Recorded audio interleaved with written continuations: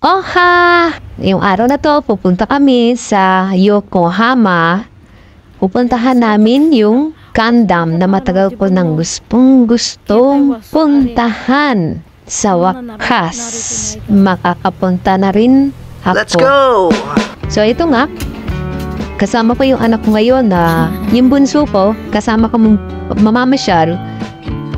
So imbis na mag-bus kami and then papuntang Tokyo, nag-decide na lang kami na mag-densha o mag-train from our location to Ueno.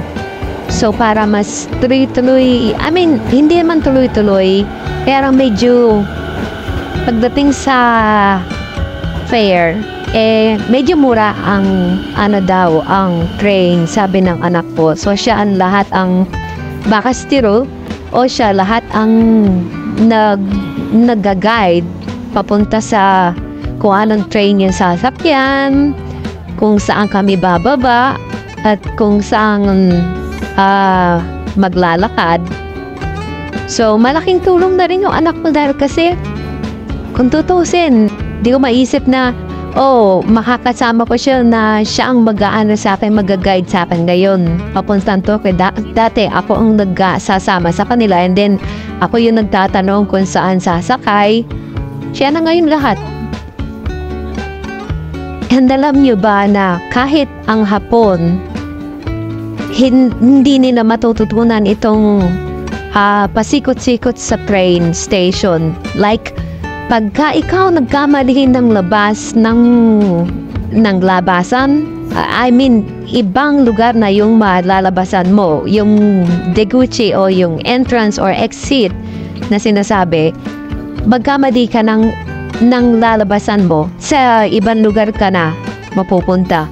Kaya kailangan rin yung matalas din yung kangkaku mo kung saan kang train pupunta at saan kang exit na labas. So, kailangan basahin mo o either magtanong ka. Hindi lahat ng Hapon hindi porket Hapon iniisip nyo kaya nilang mag-train. Hindi. Kasi karamihan lalo na sa probinsya, no? So, ito, finally, nandito sa Yokohama at nakita ko na si Gundam na ang laki-laki, super. Hindi na kami pumasok sa loob kasi imagine, ang entrance niya is 1,650 yen na ang show is naglalast lang ng wala pa atang 30 minutes. Yun lang, talagang mag-enjoy ka dahil nakita mo si Gundam na ang laki-laki niya gumagalaw. Pag pumasok ka dun sa loob ng building ni Gundam, makikita mo siya ng malapitan. Ang babayaran mo is 3,300 yen.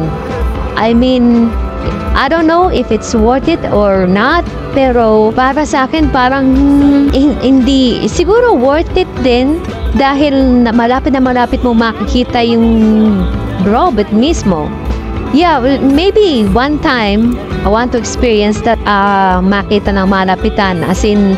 Kaya lang naman kasi hindi ka rin naman pupunta dun sa loob ng mata ni Gundam. Akala ko pupunta yung tao dun sa itaas. Yun, hanggang dun lang sila. Nakikita lang nila ng malapitan si Gundam. But for me, mas magandang makita ng malayo si Gundam dahil makikita mo yung buong makikita mo siya ng buo. So imagine 1,650 plus 3,300. Ang mahal masyado. As in talaga, pero worth it naman kahit sabihin mong sandaling-sandali lang yung galaw ni Gundam. Like, talagang, parang pakiramdam ko kasi parang ang bilis lang din. Dun sa mga interesadong pumunta at gustong makita yan si Gundam, nasa Yokohama siya. Pwede nyo i-research yan sa Google Map, makikita nyo yan.